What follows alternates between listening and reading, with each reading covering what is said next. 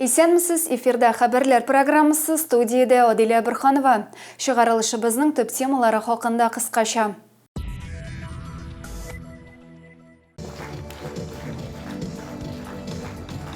Зейнең игелекле волонтерлары хөрмәтләнде.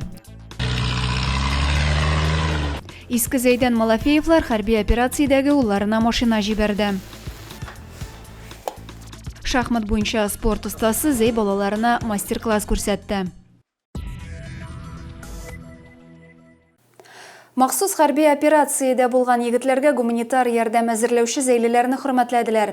Аларга багышлап шәһәр мәдәният йортында патриот рухта бәйрәм чарасы узды. Игелекле райондашларыбыз белән очрашуда безнең иҗат төркемендә булып кайтты.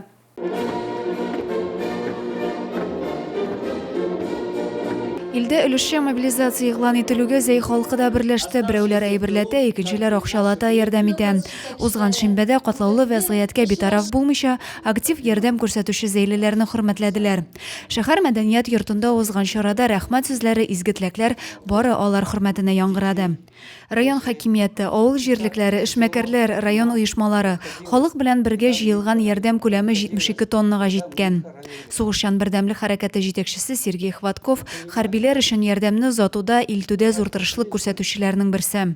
Когда мы встречаемся с ребятами, вот у нас уже 5 поездок было, значит, Донецк, Лисичанск, Луганск, значит, Сватово, Волноваха, значит, все они передают большой привет. Значит, большое спасибо говорят от души, всем передайте привет. Башкарма комитет җитәкчесе Мелгалеев үз чыгышында игелекле эшкә үзеннән өлеш керткән һәркемгә рәхмәтен белдерде.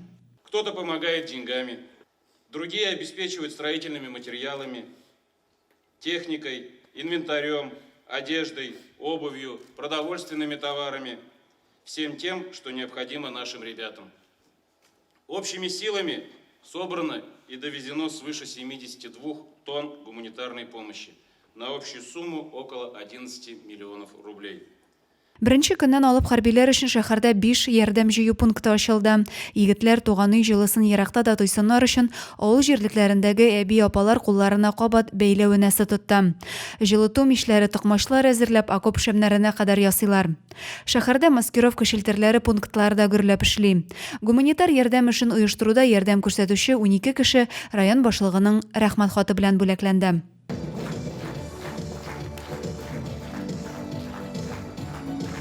Бәйрәм кунакларына энергетик мәдәният йорты артистлары, балалар музыка мәктәбе коллективлары үзләренең матур чыгышларын тәкъдим итте. Адилә Бирханова, Александр Тимофеев, Максим Майоров, Зей хәбәрләре. Ярдәмнең олысы кешесе юк, бигрәк тә илдә барган катлаулы вәзгыять чорында. Кем ничек булдыра, шулай булышлык итә. Иске Зей бистәсендә яшәүче Алексей һәм Нина Малафеевлар хәрби операциядәге улларына УАЗ машинасы җибәрделәр. Әлеге гаилә турында тулырак киләсе видео язмада.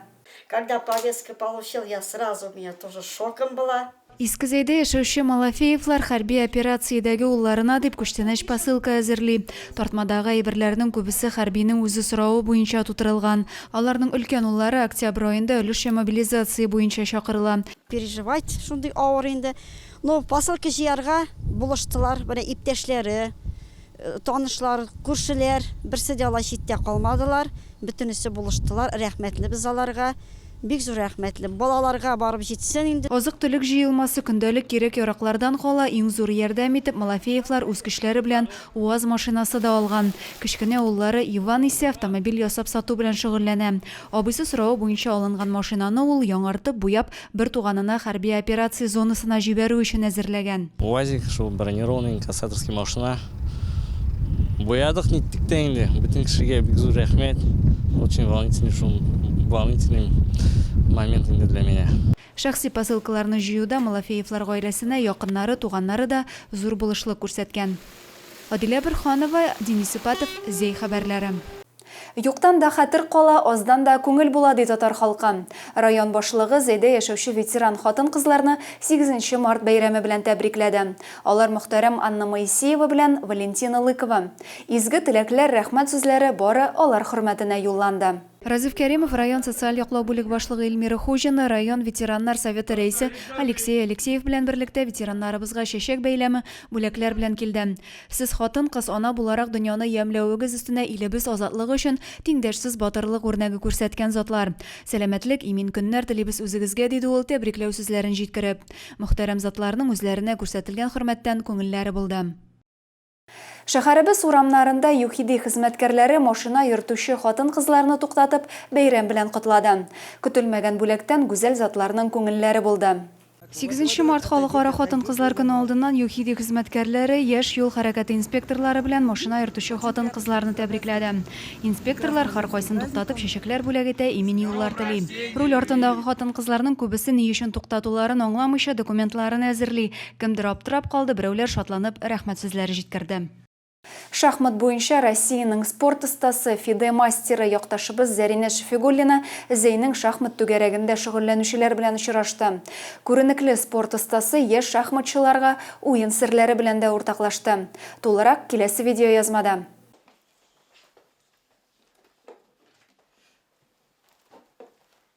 Якташыбыз шахмат буенча Россия спорт остасы Зәринә Шәфигуллина Зәйнең малайлар кызларына мастер-класс бирә. Ул 13 тактада бер юлы уйнау осталыгын күрсәтте. Зәринә бүгенге көндә Казанның Идел буе спорт туризм академиясендә укый. Шахмат белән кызыксынуы балалар бакчасыннан ук башлана. Хәзер ул Татарстан хатын-кызлар һәм Россия җыелма командалары әгъзасы. Чын спорт остасы булуын аның күп санлы кубок медальләре дәлилли. Занятия шахматами прежде всего развивают усидчивость, конечно же, плюс развиваются оба полушария мозга, соответственно, это очень помогает и в жизни, и вообще в общении и так далее. Плюс в школе также помогает, мне и до сих пор помогает в университете. Узган ел ул ТНТ каналында булган «Вызов» телепроектында катнаша. Фән, сәнгать һәм спорт дөньясында танылган 12 йолдыз белән уйнарга туры килә аңа. Бүгенге очрашуда яшь шахматчылар Зәринә Шәфигуллина белән кара-каршы уйнауларыннан канәгать калдылар. Бер юлы 13 тактада барган уенда 12 партияда Зәринә отты, ә шахмат түгәрәгендә шөгыльләнүче Дмитрий Аксаков чемпионны җиңде. Адилә Бирханова, Александр Тимофеев, Денис Ипатов, Зей хәбәрләре. Бүгенге бәйрәм чыгарылышы шуның белән тәмам. Тагында күбрәк мәгълүмат белән сез Зей яңалыклары сайтыннан таныша аласыз. Без социаль челтәрләрдә дә бар. Гүзәл затларны исә халыкара хатын-кызлар көне белән тәбриклибез. Ә мин сезнең белән сау буллашам. Исән-имин булыгыз.